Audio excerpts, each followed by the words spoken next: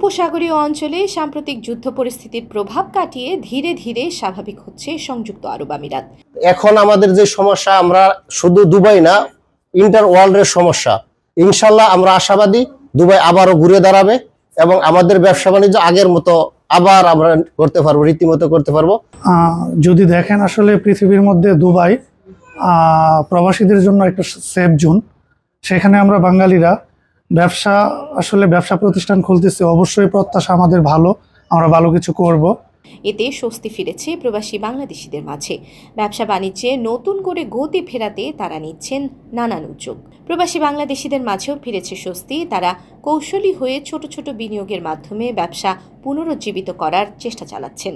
আমরা কোনো থেমে নেই। আমাদের বাংলাদেশে যারা এখানে ব্যবসা প্রতিষ্ঠান ইউনাইটেড আরব আমিরাতে আছে, আমরা এগুলো দেখে আমরা পারবো না, কিন্তু আমরা যে পদক্ষেপ বা একটা যে উদ্যোগ যেটা আছে, আমরা এটা ধরে রাখার চেষ্টা করতেছি এবং সামনে আগানোর চেষ্টা করতেছি।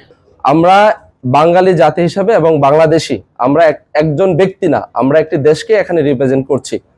এবং আমরা ইতিমধ্যে শুনতে পাই যে অনেকেই বিভিন্ন ধরনের ক্রিমিনাল অ্যাক্টিভিটিসে জড়িত হয়ে যায়। কেন ভাই এই অ্যাক্টিভিটিসে কেন আপনি জড়াচ্ছেন?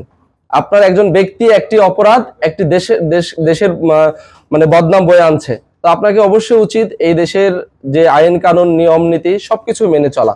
শারজাহার রোলায় হিউম্যান রিসোর্স কনসালটেন্সির উদ্বোধনকালে প্রবাসীরা জানান তারা এ দেশে ভালো আছেন এবং ভবিষ্যতেও থাকতে চান। সংকট দ্রুত কেটে যাবে বলেও আশা প্রকাশ করেন তারা। His work is little by little is growing up and trust خط الميزان.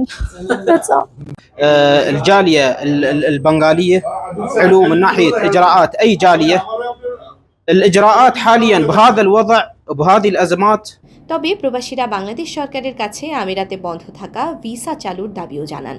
সংযুক্ত আরব আমিরাতের সরকারের সাথে একটা বৈঠক করে যেন আমাদের প্রবাসী বাংলাদেশিদের জন্য অন্তত ভিসা ট্রান্সফারটা যেন অন্তত চালু হয়, যেন এই প্রবাসী বাংলাদেশিরা যাতে আর কষ্ট না করে ভিসা ট্রান্সফারের। প্রবাসীদের মতে আমিরাতের আইন কানুন মেনে চললে বাংলাদেশিদের জন্য সামনে সুবর্ণ সময় অপেক্ষা করছে। তারা আশা করছেন কূটনৈতিক উদ্যোগের মাধ্যমে বিদ্যমান সমস্যার সমাধান হবে এবং রেমিটেন্স প্রবাহ আরও বাড়বে।